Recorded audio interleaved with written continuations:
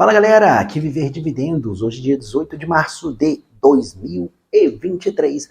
No vídeo de hoje nós vamos bater um papo aqui, trocar uma ideia sobre o problema do Silicon Valley Bank. Silicon Valley Bank é o maior banco a quebrar nos Estados Unidos. É o segundo maior instituição financeira. Nós temos o Lehman Brothers, que quebrou em 2008, mas ele não era um banco, né? Então eles são a segunda maior instituição financeira a falir nos Estados Unidos. E nós vamos entender como que isso aconteceu em detalhes. Eu vou tentar explicar para você que não conhece do mercado financeiro, não está muito por dentro de como é que funciona essa engenharia, então vou tentar usar uns exemplos bem legais aqui para a gente poder chegar no sentido disso tudo, tá?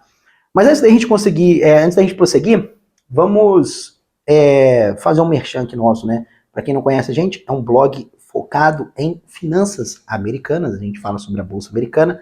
Você vai acessar a gente por viverdividendos.org, lá tem muito conteúdo escrito, eu estou narrando a minha trajetória rumo à independência financeira, acompanha ali o meu crescimento de dividendos, entre outras coisas. Fica aí a dica para você que está nos acompanhando. Bom, vamos lá, sem mais delongas. Silicon Valley Bank era um banco regional, ou seja, ele atuava ali numa determinada região dos Estados Unidos, especificamente na Califórnia, que era conhecida como Vale do Silício. E por isso que o nome dele vem de Silicon Valley Bank. Mas antes da gente explicar como que esse problema com ele aconteceu, deixa eu fazer um preâmbulo aqui para explicar como que um banco funciona de forma bem curta e simples. O banco ele funciona da seguinte maneira: o banco ganha dinheiro com você depositando ali na poupança um valor. Então, por exemplo, imagina que eu fui lá e depositei $100 na poupança do banco. Ele vai pegar aqueles $100 e vai me pagar para mim Viver Dividendos. Vai falar assim: Viver, eu vou te pagar 2% de juros por você ter esse dinheiro guardado aqui comigo. E aí, beleza, eu recebo lá 2% por ter o dinheiro parado ali no banco. Ele vai pegar esses $100 meu e vai emprestar para outro cliente dele a uma taxa, por exemplo, de 10. E aí é onde você vê aquela taxa absurda do cheque especial, do seu cartão. É isso aí que é daqueles caras que ele está pagando ali aqueles 2% de juros na poupança, ele empresta para o cara 10. Essa diferença aí de um juros para o outro é onde ele ganha grana, beleza? Então, você entendeu como que um banco ganha dinheiro. Agora vamos entender o problema do Silicon Valley Bank. Silicon Valley Bank era um banco de startups. Startups, eles têm uma característica de que eles não costumam precisar de empréstimo, porque startups recebem grana de grandes investidores. Então, geralmente, você vai pegar um investidor grande lá, tem muito dinheiro, ele vai investir no seu negócio. Você está começando um negócio, o pessoal acho que já conhece startup, não sei explicar o que é, né? Então, ele vai investir ali uma grana alta na sua startup, né, naquela empresa que você está começando. E aí, eu, como sou dono da startup, eu vou lá no Silicon Valley Bank e coloco minha grana lá. Fala, pô, recebi 200 milhões do investidor, vou colocar depositado aqui. Pum, depositava no Silicon Valley Bank. O que o Silicon Valley Bank fazia? Ele procurava na carteira dele alguém para emprestar essa grana, só que ele não encontrava. Por quê? Ele tinha a característica, né, esse banco tinha uma característica de atrair muitas startups. Então, essas empresas não precisam de dinheiro emprestado, elas já têm a grana no investidor. E aí eles não conseguiam emprestar essa grana para esses outros clientes da carteira. O que eles pensaram? Pô, a gente não pode ficar com o dinheiro parado, vamos comprar título do governo. Até aí, ok. Muitos bancos fazem isso, eles não fizeram errado com isso. Às vezes você vai ver algumas pessoas falando que isso foi um erro deles e tal. Cara, todo o sistema financeiro faz isso, porque o cara não consegue emprestar toda a poupança que ele tem depositado. Então ele acaba comprando título do governo, que é uma coisa relativamente mais segura, afinal de contas, o governo quem tem a impressora, ele não vai te dar calote. Mas aí é onde foi o problema. Eles compraram esse título lá atrás, e aí o que aconteceu? A taxa de juros começou a subir. E eu fiz um vídeo falando no começo do ano por que a taxa de juros estava subindo. Então dá uma olhada no nosso canal, pesquisa aí meu vídeo no começo do ano, que você vai entender perspectivas, acho que para a Bolsa de 2023, alguma coisa do tipo. Eu fiz um vídeo sobre isso no começo do ano, que a taxa de juros estava subindo. E aí eles começaram a compraram muito título quando, sei lá, a taxa estava 1 ou 2%, por exemplo. O que aconteceu? A gente teve uma bolha, né, de startups, né, muitas empresas surgiram com aquela promessa de que, pô, você vai ficar rico. Os investidores colocaram a grana lá naquelas empresas de tecnologia, e aí os juros ficou alto, os investidores não tiveram mais grana para aportar naquelas empresas, eles viraram para a empresa e falaram assim, cara, já te dei muito dinheiro, se vira aí e toca um negócio com essa grana que eu te dei. E aí as startups começaram a sacar dinheiro. Aí uma pediu para sacar mais um pouco, a outra pediu mais um pouco, foi sacando aos poucos aquele dinheiro para colocar no negócio, já que não tinha mais grana de investidor entrando. E aí foi onde aconteceu o problema. Por quê? Por lei, os bancos nos Estados Unidos, né, no mundo inteiro praticamente quase, né, você tem uma norma, né, que é uma norma instituída pela Suíça, que é Basel III, né, nós estamos no Basel III, já estão fazendo Basel IV com mais arroxos aí. Isso daí começou no Basel I e foi subindo, né? Aqui no Brasil a gente dá o nome de índice de Basileia, então vou usar esse nome para ficar mais fácil. Então você tem um índice de Basileia lá do banco que determina que, por exemplo, olha, você tem que ter um determinado percentual em caixa ali guardado, para caso esse cliente aí que você tem, que depositou $100, resolva falar assim para você, ô banco, me dá meus $100 de volta que eu preciso de pagar umas contas. Você tem que ter em caixa aquela grana ali para você entregar para ele. Por quê? Imagina que você pegou toda aquela grana e emprestou para outro. Então como é que você vai bater na porta do cara que você emprestou e falou, ó, te emprestei $100 aí, me devolve aí que o cara tá querendo dinheiro de volta. Não tem como. Então esse índice de Basileia, ele meio que regula isso daí. E lá nos Estados Unidos é o seguinte, o Basel Tier 1, que é tipo dinheiro em caixa, aquela coisa bem mais líquida, você tem que ter pelo menos 8%.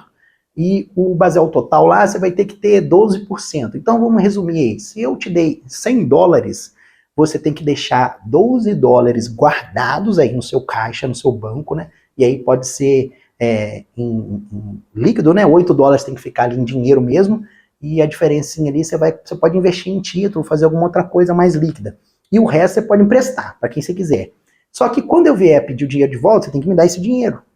E aí o que acontece? Se todo mundo começa a pedir esse dinheiro ao mesmo tempo, eu vou lá e peço meus $100, o outro cara pede os $100 dele, e todo mundo começa a pedir, o banco começa a ficar desesperado. Por quê? Ele só tem $8 ali, ele faz um cálculo que, tipo assim, nem todo mundo vai pedir a grana ao mesmo tempo, então, tipo, somando os $8 de todo mundo que tem emprestado, se o Viver me pediu $100, eu consigo devolver os $100 para ele. Mas se todo mundo pedir, aí eu tenho um problema. Como as startups começaram a sacar muito dinheiro, porque os investidores não queriam depositar, eles se viram nesse problema. Aí eles bateram na porta do Goldman Sachs e falaram, olha, Goldman Sachs, que é um bancão gigante lá, é como se fosse um Banco do Brasil, uma Caixa Econômica lá nos Estados Unidos, um Itaú, um Bradesco, um banco muito grande, americano. Goldman Sachs, eu tenho que 20 bilhões em linha de crédito lá do governo, vende isso daí para mim. O Goldman Sachs pegou aqueles 20 bilhões, bateu na porta de um, cara, eu tenho 20 bilhões, é uma taxa de 1%, você quer comprar? O cara, não, deixa isso pra lá, cara. O governo tá me entregando a 5, eu vou comprar negócio a 1. Bateu na porta do outro, o outro cara, não, também não tô interessado não. Voltou pro Silicon Valley Bank e falou, ó, Silicon Valley Bank, ninguém quer esse título. Por quê? Você vai vender o título que tá rendendo 1 ou 2%, sendo que o governo tá vendendo a 5%, não faz muito sentido. E aí o Goldman Sachs virou para eles e falou, beleza, eu compro isso de você, só que eu vou comprar preço a mercado. E aí foi onde aconteceu o prejuízo gigantesco do Silicon Valley Bank, porque ele teve que vender esses, sei lá, 21 bilhões, se não me falha a memória, e declarou um prejuízo ali de 2 bilhões. Por quê?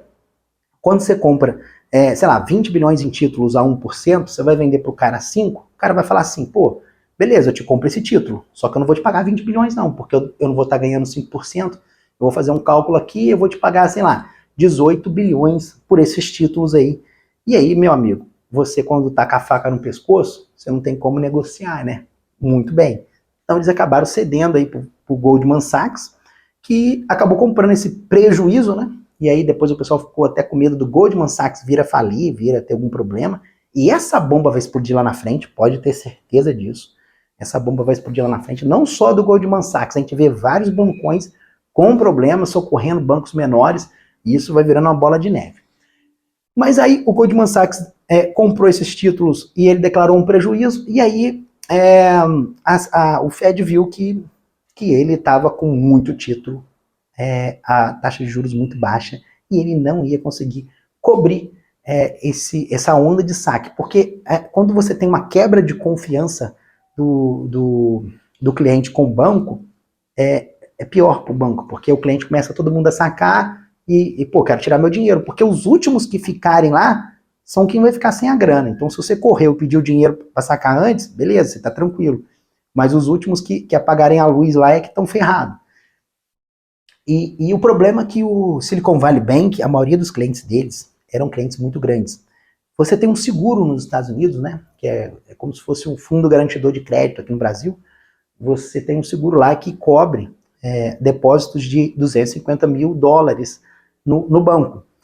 Só 5% dos clientes do Silicon Valley Bank eram cobertos por esse depósito. Então, para vocês verem que o número de clientes deles eram clientes com alto poder aquisitivo, que a maioria, 95%, tinha mais de 250 mil dólares parados na conta.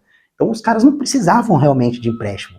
E era difícil para ele fazer grana com esses depósitos que ele recebia.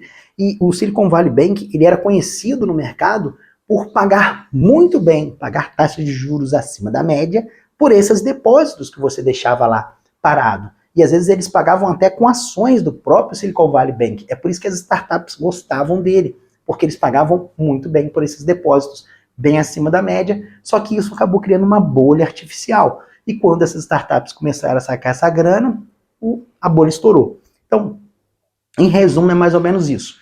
O banco teve esse colapso aí, vamos dizer, estourou essa bomba aí na quarta para quinta-feira. Sexta-feira o pessoal ainda estava tentando entender o que ia acontecer e tal.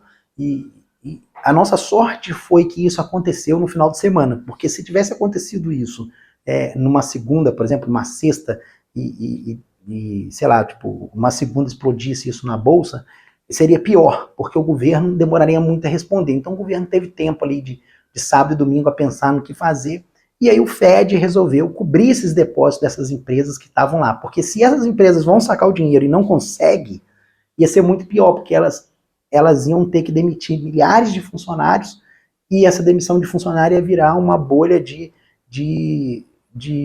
crise mesmo, né, de recessão, que até falei no vídeo no começo do ano, sobre a recessão no blue collar, né, que são os funcionários do colarinho azul, que é a galera do escritório, que é onde está acontecendo um real problema. Eu falei disso no começo do ano. Aí nós vamos começar a tentar entender os motivos, né, do Silicon Valley Bank ter entrado e quebrado, né. O primeiro deles, óbvio, é essa falta de expertise em gerir essa carteira de renda fixa que eles tinham, de tesouro, né? Pô, eles não perceberam que o Fed estava subindo as taxas, eles tinham que ter arrumado isso antes, entendeu? Ter oxigenado melhor a carteira deles, focaram muito só no nicho de clientes, startup. E, cara, esses caras não... Tipo, você precisa de ter clientes que precisam de pegar grana, precisa de pegar empréstimo para você fazer grana com isso. Então, foi um erro estratégico deles grande. Outro ponto muito ruim, eles focaram muito naquela agenda ESG, né? Você está muito vendo por aí. É uma agenda que fala que a empresa não tem que se preocupar com lucro. Você vai ver postagens no Twitter deles falando: a gente não tem que se preocupar com lucro. O papel da empresa é ajudar a sociedade, é ajudar as pessoas que estão em volta. E o lucro vem depois, vem bem depois. E muitas vezes, nessa vibe, eles acabaram contratando pessoas por conta de determinadas minorias, perfil político, perfil étnico, né?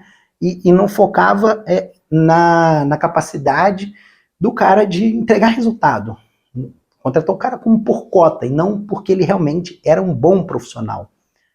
E aí é onde é o prenúncio aí da sua queda, né? Aqui no Brasil a gente dá até o nome de quem lacra não lucra, né? Lá nos Estados Unidos eles chamam de woke and broke. Então, assim, é um termo bem parecido aí um com o outro, mas é mais ou menos isso. Eles optaram por fazer uma pauta política ao invés de tentar fazer dinheiro. E eu até comentei com os meninos lá no serviço, né? Eu falei com eles assim, cara, isso é uma coisa que aqui na empresa eu tomo muito cuidado, né? Para não deixar acontecer. O pessoal misturar política com negócios, entendeu? E eu acho que isso aí tem que ser bem separado. Eu odeio empresas. Infelizmente, isso aí virou uma febre, né? É meio difícil você escapar disso hoje na bolsa. Tem ali alguns casos ou outros de empresas que realmente querem entregar bom serviço e não querem fazer política, mas se você for optar pela empresa só que só disso vai ficar difícil de você investir, realmente eu concordo que muita gente está indo por esse caminho, espero que mudem um pouco essa visão, né? Mas lá na minha empresa, por exemplo, a gente quer vender para todo mundo, não tem essa de ter tipo, não, eu quero vender para minoria, eu quero vender para... Cara, eu quero vender para... O dinheiro ele não pode ter cor, não pode ter religião, não pode ter sexo, não pode ter nada. Então eu quero vender para branco, para negro, para asiático, para amarelo, para azul, eu quero vender para homossexual, para hétero, para não binário, para duplo binário, eu quero vender para chinês, para americano, para brasileiro, para qualquer um. Não pode, o dinheiro não pode ter religião, eu quero ganhar grana. Business são business, cara. Não tem que misturar política com dinheiro. E é nisso que eu martelo lá com eles. Se o cara quiser, ele tem as visões, às vezes o CEO da empresa tem as visões políticas dele. Vamos pegar, por exemplo, o caso emblemático da Disney. Tipo, tá indo para um caminho horrível. Ok, o cara da Disney tem a visão do mundo dele. Pega o lucro dele, de acionista, pega a remuneração dele e investe nas pautas que ele quiser. Aí, ok, eu como pessoa física, vou colocar o meu dinheiro como pessoa física aonde eu achar que tem que colocar. Agora eu não posso pegar a minha empresa e mover a minha empresa para onde eu acho que é o certo, porque no momento que eu fizer isso, eu vou levar minha empresa ao fracasso. Isso daí não é uma questão de tipo assim, quem lacra não lucra. Até o cara que faz isso, que move a empresa dele pro lado da direita, que tipo assim, não, só vou atender o público que é de direita. O cara vai levar a empresa dele pro buraco. Empresa, meu amigo, é dinheiro, é money. Você tem que querer atender todo mundo. Eu lembro de uma vez do Michael Jordan, né? E os caras ficaram pistolando ele, né? Porque ele não queria se posicionar politicamente e tal, contra a questão do racismo dos brancos e dos negros, aquelas coisas todas. Ele pegou e falou assim, poxa, cara, eu não falo porque branco também compra tênis de basquete. Então, assim, foi muito sábio isso da parte dele. Você tem que atender ambos os lados. Então, o Silicon Valley Bank não teve essa postura. E aí foi o prenúncio da queda dele. Então, espero que isso daí mude também, né? Seja um alerta. Não vai ser, a gente sabe que não vai ser. Os caras vão dobrar a aposta, né? A gente conhece esses caras e sabe que, tipo, eles vão achar que lacraram um pouco e vai lacrar o dobro na próxima. Mas, enfim, tem um outro ponto também, né? Que vale a pena a gente discutir um pouco sobre isso, né? Que o Silicon Valley Bank e outro banco que quebrou, que chama Signature Bank, quebrou em Nova York, eles eram investidores da FTX. Eu não sei se vocês lembram da empresa de Bitcoin que quebrou, do Bankman, né? O nome do cara é até o homem do banco, né? Assim, traduzindo um bom português. Ele até fugiu para as Ilhas Caimão, uma coisa assim, né? Eles eram investidores, olha a conta chegando. Então, essa conta do Goldman Sachs, Credit Suisse, você viu, o Credit Suisse está com problema, o Banco Suíço teve que socorrer o Credit Suisse. Bank of America, esses caras, eles estão comprando esses problemas e vão trazer para dentro do quintal deles e vai criar uma bolha ainda maior, vai criar problema ainda maior. Vocês podem anotar, uma hora ou outra, um desses bancões vai quebrar. Aquela história de que é grande demais para quebrar, não existe na realidade. O Fed vai ter que acionar, a dívida americana vai subir ainda mais, enfim. Então, assim, de modo geral, a gente coloca isso aí como os principais pontos, né? Espero que eu tenha conseguido explicar, é muita informação que eu fui jogando aí para você, muita coisa ao mesmo tempo, né? Mas eu espero que eu tenha conseguido explicar um pouco para vocês. A gente pode falar aí um pouco mais para frente sobre essas questões do Fed, taxa de juros, problema que acabou criando aquele assistencialismo na parte do governo, né? Eu vou até fazer um vídeo falando mais sobre isso na nossa área privada, né? Nós temos uma área de membro aqui no blog, né? Onde os assinantes, né? O pessoal que paga ali uma assinatura, consegue ter algumas informações mais privilegiadas. Eu vou falar sobre alguns bancos que eu coloquei na minha carteira e como que eu vejo essa questão do banco com o Silicon Valley Bank e um paralelismo entre um e outro. E, enfim, vale a pena vocês darem uma olhada lá. Eu vou comentar um pouquinho sobre as estratégias, mais um pouco sobre as estratégias do Silicon Valley Bank, os números, etc e tal, mas aí é nessa área fechada de membro, onde eu coloco as minhas compras, o que eu tenho comprado hoje, qual a minha carteira. Eu tenho duas carteiras, uma pública e a outra privada, de longo prazo, focado na aposentadoria, para quem quer aposentar na Bolsa de Valores, e aí é para a área de membros ali, a gente vai debater um pouco mais sobre isso. Por hora, é isso aí, 19 minutos de vídeo, agradeço a atenção de todos até aqui, espero que você tenha curtido. Se você gostou da minha explicação, deixa um like aí no vídeo, vai me ajudar bastante, e até a próxima, galera!